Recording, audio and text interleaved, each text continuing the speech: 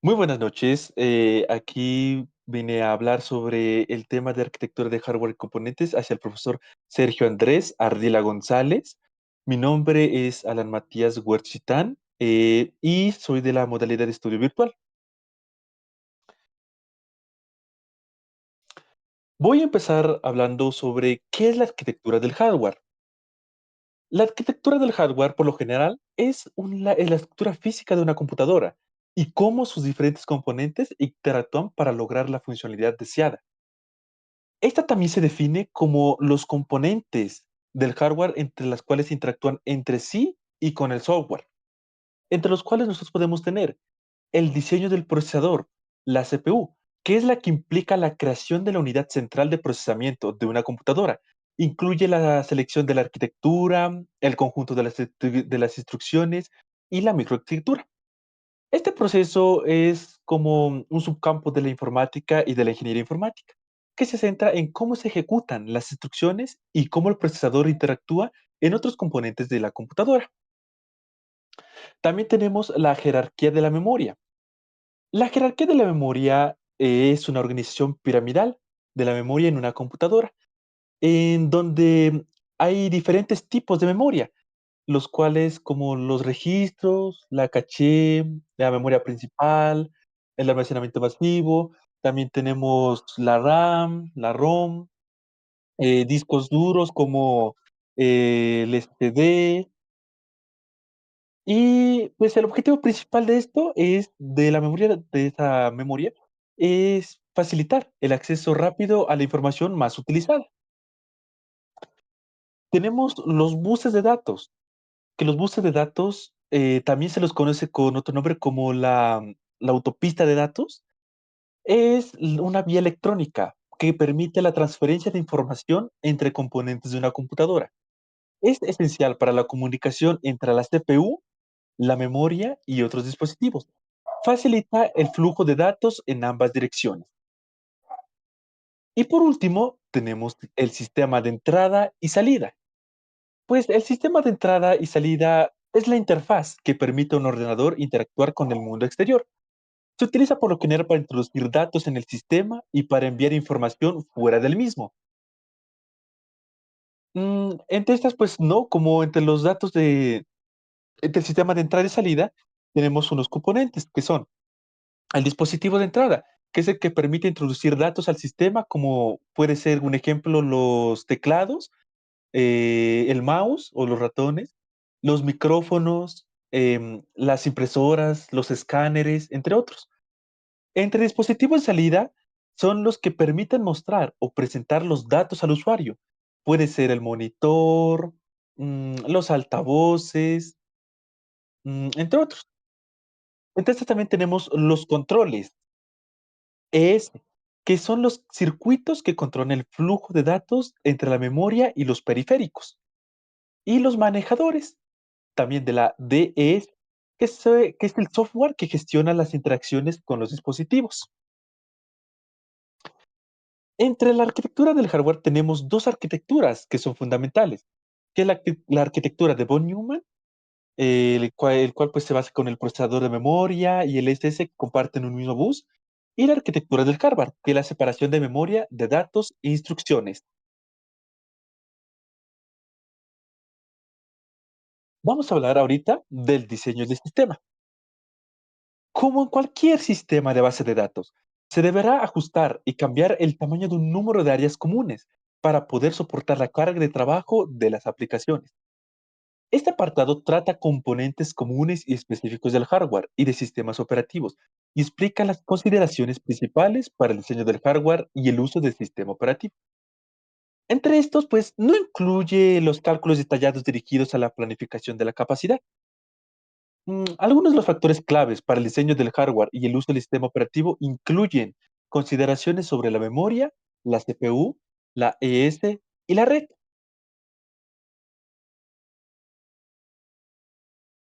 A continuación, vamos a mostrar cuáles son los principales componentes del computador. Entre estos tenemos varios, como se podrá ver en la diapositiva, entre los cuales tenemos la unidad central de procesamiento, que es la CPU. Esta es, por lo general, la que ejecuta las instrucciones del software mediante operaciones aritméticas y lógicas. También tenemos las de que, pues, la central de procesamiento tiene múltiples núcleos en sistemas modernos. Pues, algunas pueden ser de 8 núcleos, 12 núcleos, o, pues, las que son más antiguitas pueden poseer 2 núcleos o un núcleo, que, pues, no son muy rentables, la que digamos. Tenemos la GPU, que es la unidad de procesamiento gráfico. ¿Qué quiere decir esto? Pues que en la unidad de procesamiento gráfico es la que está diseñada para un procesamiento paralelo, que es la como fundamental para los videojuegos, diseños de gráfico, IA y para la minería. ¿Qué va a servir esto? ¿Qué va a servir esto? Esa sirve para que no se le sobrecargue mucho la información al procesador y, por lo general, vamos a poder tener, unos FPS más detallados en el monitor. No va a ir con lag o no va, o no o l mejor dicho, le va a reducir todo lo que tiene que hacer, todo lo que tiene que hacer el procesador así, le va a reducir la carga. Por eso se necesita una unidad externa, que es la GPU, la de procesamiento gráfico. Claro, hay que recalcar que hay como 2 tipos. Hay unos procesadores que literalmente tenemos la gráfica la tenemos que comprar aparte, y hay varios tipos de gráficos, como podrán ver, ¿no? De AMD, de Intel, incluso de otras. Pero también hay otros procesadores que ya vienen incluido este procesamiento gráfico. ¿Qué pasa con estos? Pues que con estos no es necesario, pues, que los que compremos una gráfica aparte, porque por lo general ya lo tiene integrada, o sea, ya con eso tendrá la función. Tenemos en el almacenamiento, tenemos el HDD, que puede ser los discos mecánicos, mayor capacidad, pero, pues, tienen una muy menor velocidad. Y tenemos la SD, que es una memoria sólida, no tiene partes móviles y literalmente el acceso de esta es ultra rápido. La información que va a cargar con el almacenamiento va a ser rápida. Tenemos la placa base, que es la motherboard. La placa base es casi lo más fundamental en la computadora, ya que esta es la que conecta todos los componentes del sistema. Literalmente lo de la CPU, la GPU, el almacenamiento, todo esto, la placa base es aquella la que conecta todo. En esta son la que proporciona buses de datos de energía y puertos de expansión. También tenemos tipos de varios tipos de placas base, entre las cuales están las más comunes que podemos encontrar casi siempre son las ATX, que en inglés debería ser Advanced Technology Extend, que es la placa base de tamaño estándar. Esta ofrece un mayor espacio como para componentes y expansión. Tenemos la micro ATX, que es una versión más compacta de la antes mencionada, de la ATX. Es ideal para sistemas más pequeños o con menos necesidad de expansión. Y también tenemos la mini ITX. Es de las 2 opciones anteriores, esta es la más pequeña. La más pequeña de las opciones. Es diseñada para sistemas ultra compactos, como puede ser la HTPCS. Estos son los más comunes. Claro que también podemos encontrar otros tipos de placa base, como la EATX, Extends ATX, que es una variante mucho más grande de la ATX. Por lo general, esta se utiliza para sistemas de alto rendimiento con necesidad de mucha expansión. Encontramos también la HEDT, High End Desktop, que es la placa base diseñada para usuarios exigentes que buscan como un alto rendimiento, ¿no? Con características específicas para estaciones de trabajo. También tenemos, entre estas como la mini PC y la NUC, que vendría siendo Next Unit of Computing, que son las placas bases extremadamente compactas e integradas, utilizadas en sistemas ultra pequeñitos, bien pequeñitos. Por lo general, hay como que varias consideraciones, ¿no? Cuando al momento de que tú vayas a elegir una placa base, como por ejemplo el tamaño, como hemos mencionado, hay unas más pequeñas, unas más compactas, unas más grandes, así. Pues, en el tamaño, por lo general, el tamaño se basa en eso, en cómo vayas a configurarlo con tu gabinete. También tenemos las ranuras de expansión, obviamente, las ranuras de la PCIe que necesitas para la tarjeta gráfica o para tus componentes. Tú no vas a poner, por ejemplo, un componente diferente de una tarjeta madre, por ejemplo, porque puede que le quede pequeño, le quede grande, y pues no te quería servir para nada. Las ranuras RAM que lleva la protoboard también son el número son como que la cantidad de ranuras que tiene, ¿no? La cantidad de ranuras DIMM para la memoria RAM. Los puertos SATA que puede contener estas, también son los números de puertos SATA para discos duros y SSD que puede contener. Ujú. Y pues esto sería. De aquí vamos a hablar ahora de las fuentes de alimentación y de los periféricos. Pues las fuentes de alimentación por lo general es el suministro eléctrico adaptado, es lo que le va a dar energía a toda la computadora. Es la fuente de alimentación. Y pues en estas fuentes de alimentación, pues también hay como que no hay como unos tipos, pero hay como que dependiendo de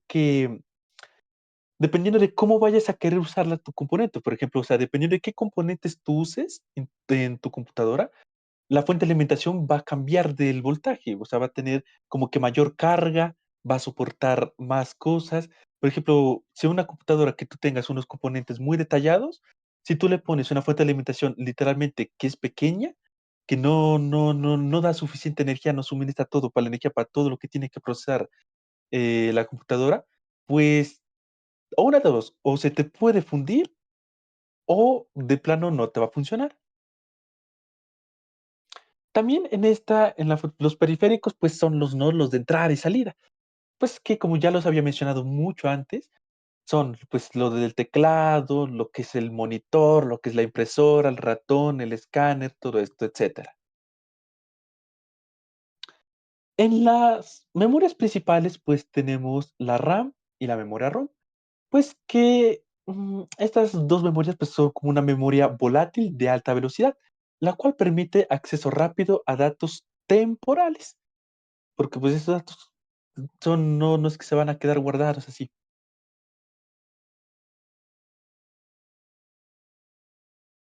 Ujú. Bueno, ahora les voy a hablar sobre la historia y la gran evolución del hardware. ¿Qué tenemos en la historia? Por lo general, la historia, pues, no, eh, es el estudio, ¿no? Del hardware, es el estudio de los tejidos, que no está directamente relacionada con la evolución del hardware. Por lo general, esta se centra más en la estructura y como que la función, ¿no? De estos. Mientras que el hardware, pues obviamente se centra más como que en el físico de las computadoras y otros dispositivos. Pues en la evolución del hardware, nosotros podemos ver que el hardware ha pasado por varias etapas, en las cuales estas se las podemos denominar como generaciones. La primera, son 4 generaciones en total. La primera generación, la segunda generación, la tercera y la cuarta.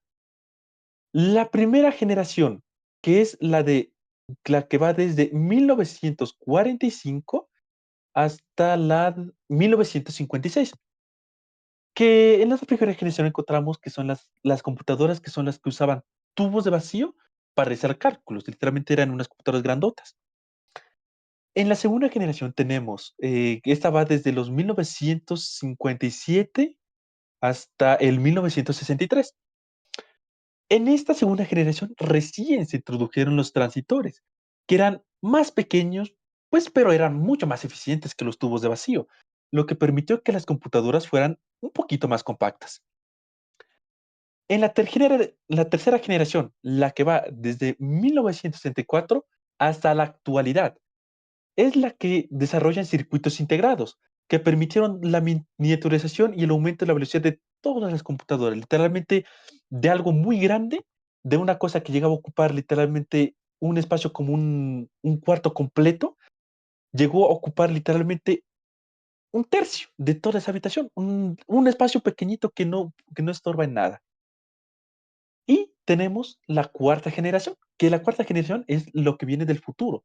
¿Qué es lo que se espera del desarrollo de nanotecnologías, computación cuántica, que permite pues que la creación de computadores aún más pequeñas y mucho más rápidas. Claro, que aquí tenemos, pues también tenemos aquí una línea de tiempo, la cual está expresada aquí, que podemos expresar aquí en 1940, que estaba la ENIAC, que era la primer computador electrónico con tubos de vacío. Por lo general, aquí tenemos la imagen, la cual muestra cómo era, mejor dicho, la ENIAC. Y pues en la imagen se mira muy reducida, pero literalmente era mucho más grande. En 1950 tenemos la IBM 701, que son donde empezaron como que a desarrollar los primeros sistemas comerciales, como que los primeros sistemas como para el comercio y todo eso. En 1960, pues obviamente surge la arquitectura de von Neumann, que pues esta toma como que mucha más relevancia, que pues después de esta pues fueron saliendo otras arquitecturas, ¿no? Obviamente la de von Neumann no es la única que hay. En 1970 surge el microprocesador, como puede ser el Intel 4004, que este marca el inicio de una computación personal. Y en 1980 y 1990, pues ya van las computadoras personales, expansión de los componentes, con tarjetas gráficas, discos duros, y como todos los que conocemos, por ejemplo, ahorita ya hasta conocemos que literalmente podemos hasta llevar una computadora, podemos llevar, que se le conoce con el nombre de laptop, pero pues esas las podemos llevar, incluso la laptop puede tener, o sea, puede tener la misma capacidad de funcionamiento que una computadora de mesa bien procesada, bien armada.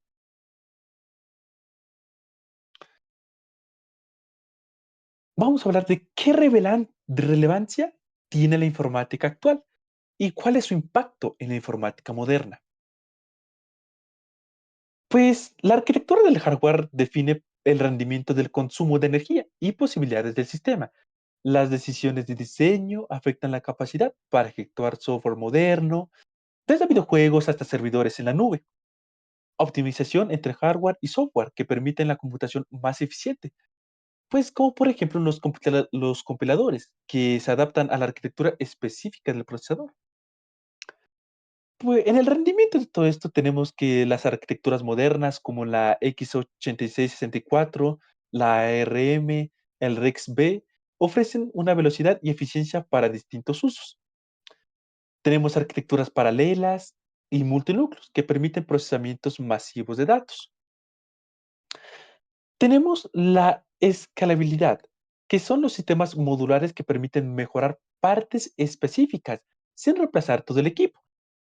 ¿Qué significa esto? Por ejemplo, que nosotros podemos a una computadora mejorarle la tarjeta gráfica, si queremos tener más almacenamiento, le podemos cambiar, que si le queremos poner otros componentes, le podemos cambiar sin necesidad de que se nos genere un daño en toda la computadora.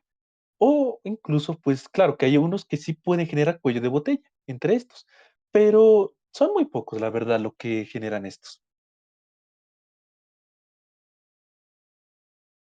Pues a continuación tenemos una imagen que como que de los componentes del hardware, que pues ahí podemos ver la GPU, podemos ver la protoboard, los discos duros, que también hay el duro, el sólido, pues no el disco que generalmente va para la laptop y para la computadora normal.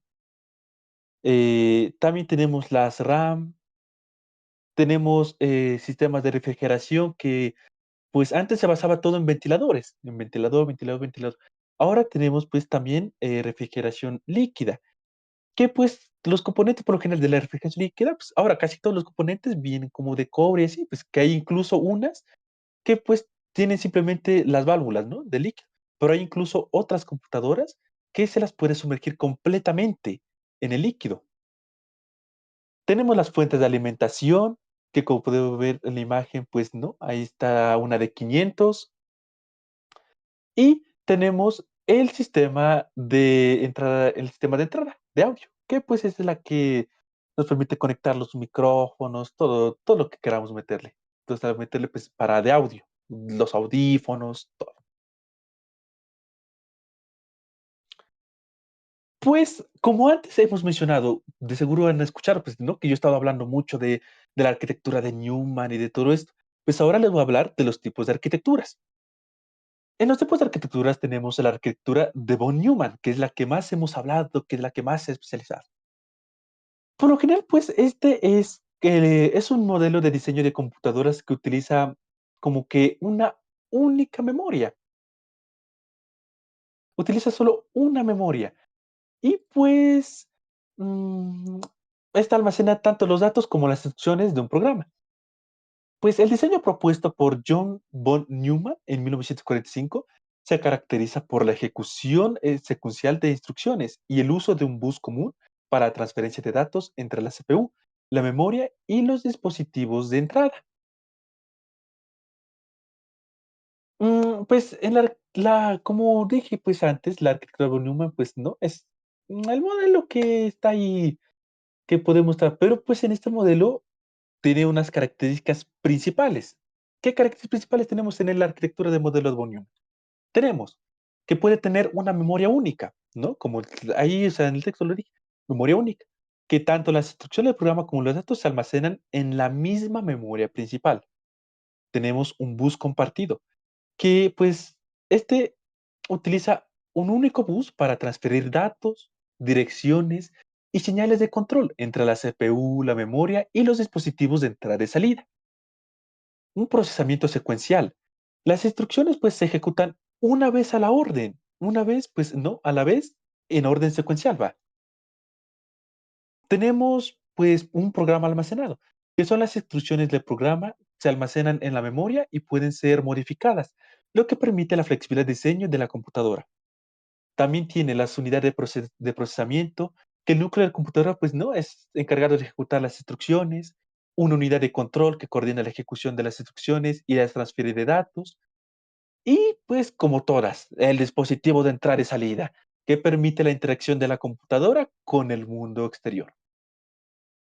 ¿Cuál sería la ventaja de la arquitectura de von Neumann?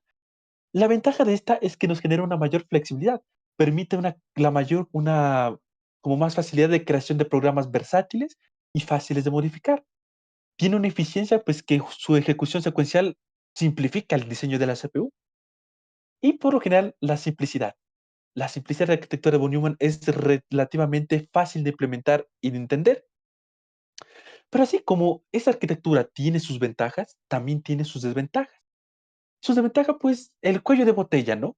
Como pues el uso único de un bus compartido, pues puede limitar mucho la transferencia de datos.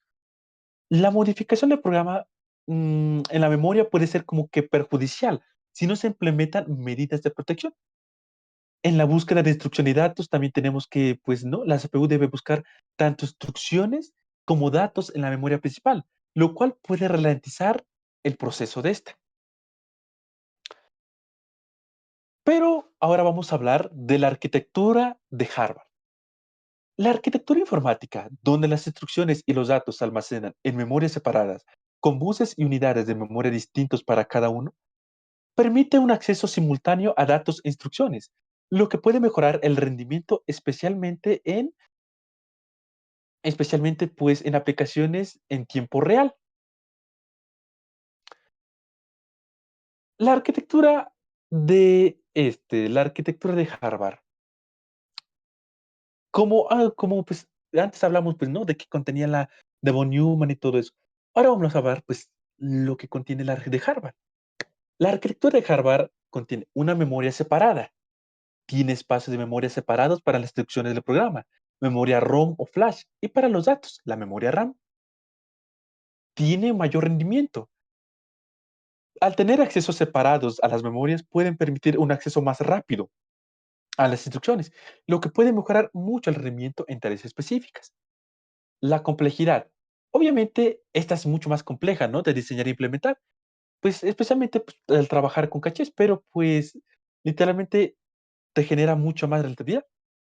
Y aquí tiene la mayor eficiencia, pues en algunos casos puede ser más eficiente en el uso de memoria, ya que puede optimizar mucho el tamaño de las instrucciones.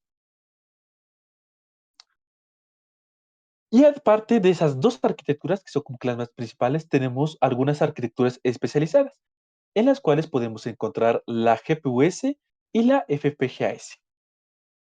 Muchas gracias y este es mi, mi, mi, mi mi reporte sobre este tema que me tocó, de la arquitectura de hardware y de componentes de computadora. Hasta luego.